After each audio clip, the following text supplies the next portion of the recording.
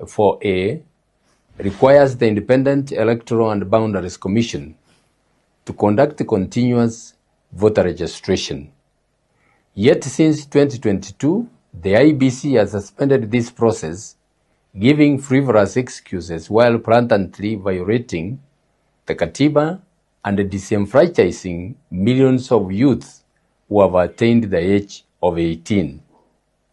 The Commission cannot continue picking and choosing which of its constitutional duties to undertake based on political patronage.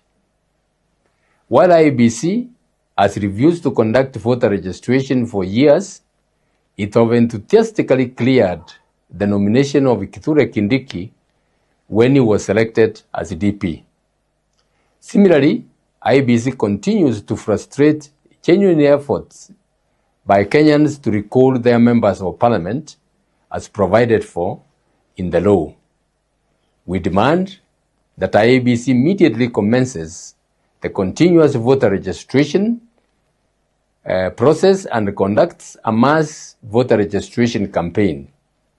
The registrar of persons must facilitate the issuance of national identification cards to all youths who have attained the age of 18. I call on the youth to ensure that you have your national ID and register to vote. Your power is in your ID and your voter's card. Thank you very much.